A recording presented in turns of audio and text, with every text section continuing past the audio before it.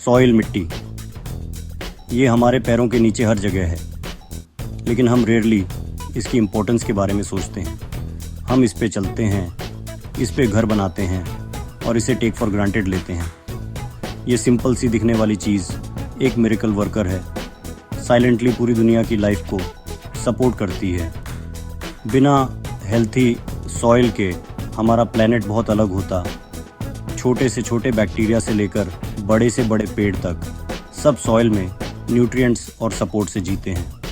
ये एक living ecosystem है जिसमें बिलियंस ऑफ ऑर्गेनिजम्स हैं जो ऑर्गेनिक मैटर को ब्रेक डाउन करते हैं।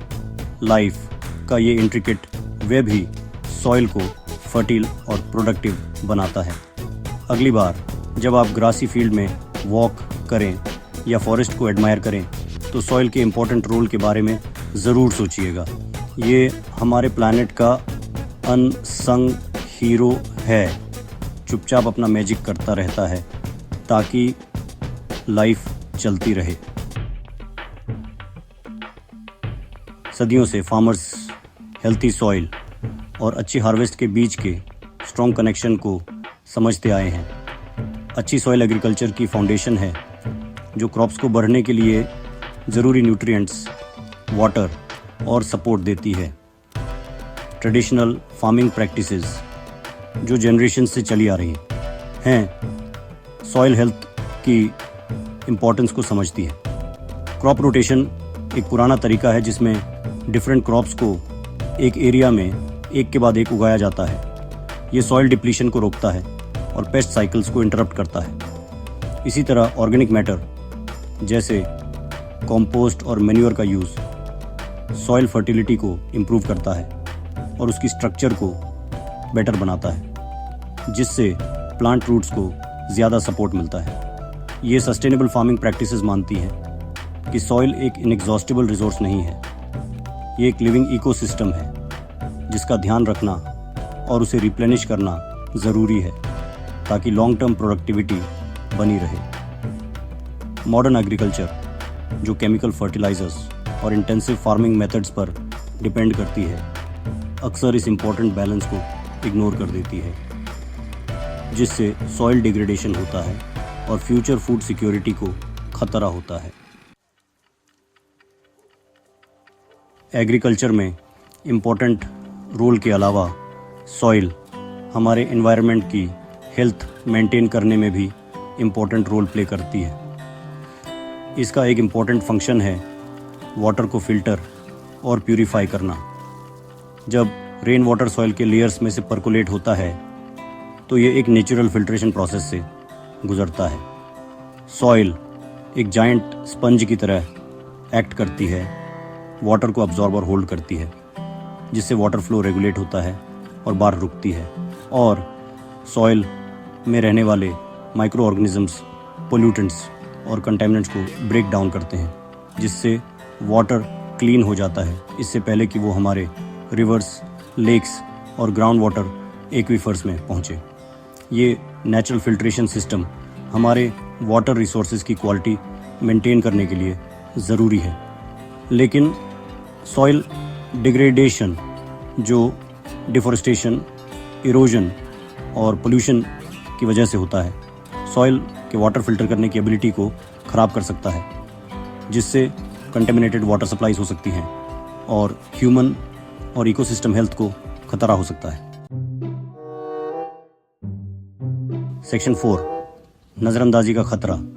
अपनी इम्पोर्टेंस के बावजूद सॉइल को बहुत सारे थ्रेट्स फेस करने पड़ रहे हैं, जिनमें से ज़्यादातर ह्यूमन एक्टिविटीज़ की वजह से हैं।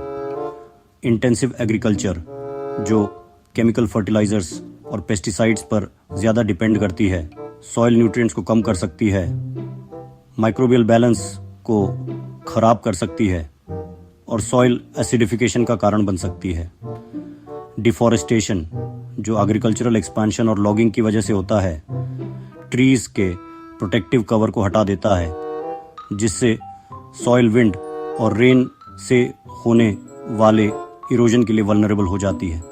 इरोजन टॉप सॉइल को हटा देता है जो सबसे फर्टाइल लेयर है, जिससे इनफर्टाइल लैंड रह जाती है जो लेस प्रोडक्टिव होती है और ड्राउट के लिए ज़्यादा ससेप्टेबल होती है।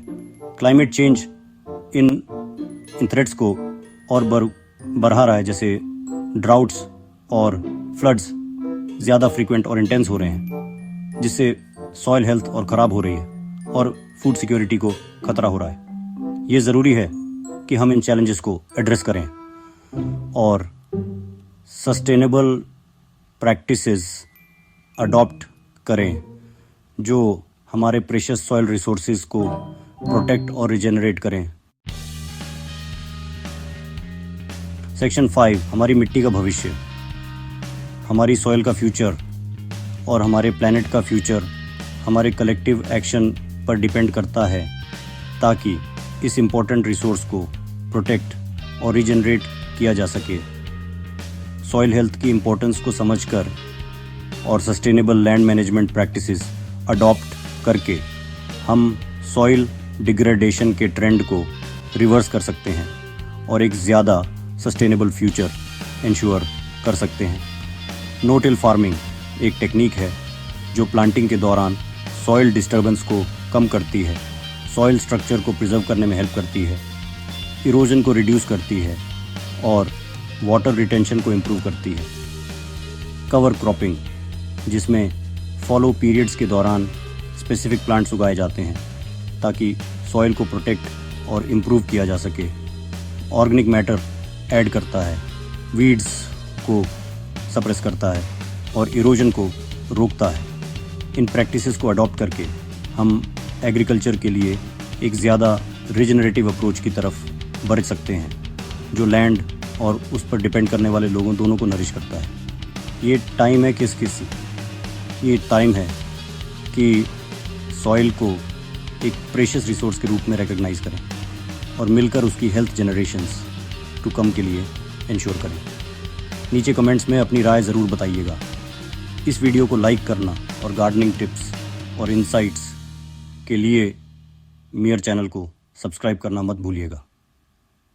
Thank you.